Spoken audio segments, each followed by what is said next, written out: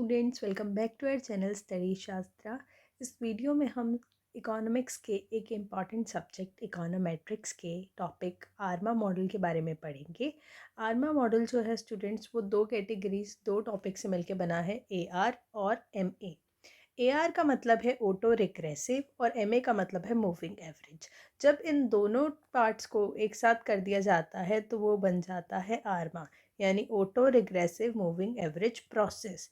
Student, ये topic बहुत easy है और ये समझने के लिए आपको ये देखना होगा कि लेट्स से अगर हम एक एग्जांपल ले लें GDP, तो GDP अगर अपनी प्रीवियस ईयर की वैल्यू यानी प्रीवियस लैग की वैल्यू से इफ़ेक्ट हुआ है तो वो AR मॉडल पे आता है।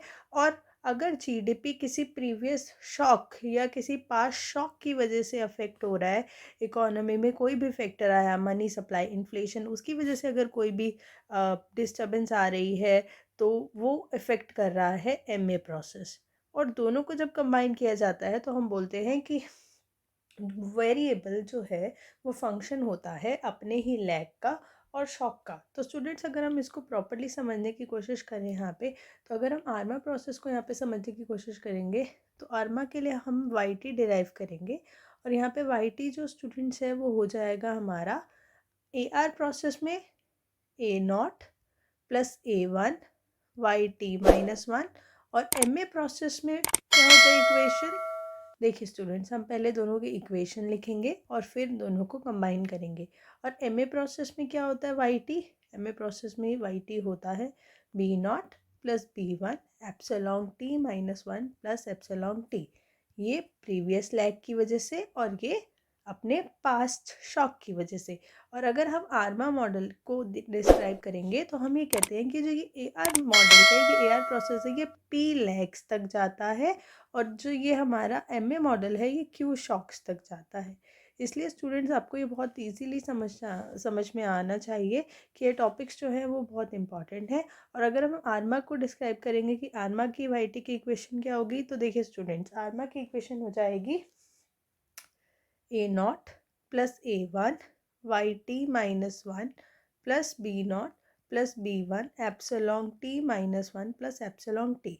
इन जनरल स्टूडेंट्स, हम इस इक्वेशन को ऐसे भी लिखते हैं, y T is equals to A1 Y T minus one plus A2 Y T minus two plus A3 y T minus three and so on up to P periods lag T minus P plus epsilon T। और साथ में अगर हम इसको M A model में देखें तो वो हो जाएगा student Y T is equals to B1 epsilon T minus one plus B2 epsilon T minus two plus B3 epsilon T minus three up to Q shocks. तो स्टूडेंट्स, आप ये चीज़ देखिए कि एप्सिलॉन टी जो है वो दोनों में एक कॉमन एरर टर्म की तरह एक्ट करता है। और अगर हम अब आर्मा प्रोसेस की इक्वेशन को लिखेंगे तो वो हो जाएगी y T is equals to A1 Y T minus one plus A2 Y T minus two plus AP Y T minus P.